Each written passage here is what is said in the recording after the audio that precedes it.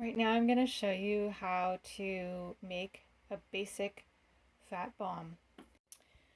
You take a spoonful of sugar-free almond butter or nut butter, sunflower butter, something like that, and you put it in a little container.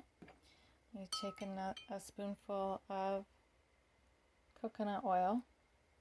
You take some Himalayan sea salt, sprinkle a little bit of that in there, and then you can put whatever you want in terms of spices. I like to put some cinnamon. Cardamom is my favorite. I mostly put cardamom in there. And this is some Chinese 5-spice. That gives it some interesting flavor.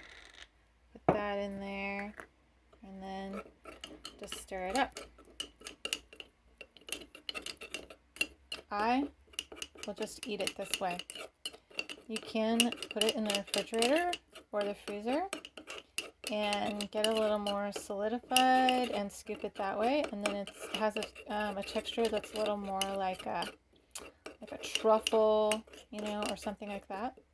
And then also what you can do is make this in a much larger quantity and pour it, it into the ice cube trays and put it in your refrigerator or your freezer, and then you can take them out and eat it like a truffle or a bonbon or something like that.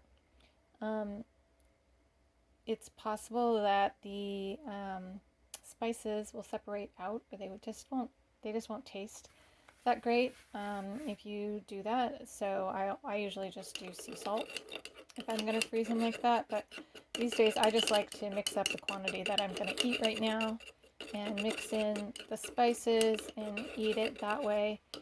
And it gets a nice healthy fat in. So you only want to do this maybe once a day, but it can really help to give you a little treat and stave off cravings if you're going through a period of not eating sweets.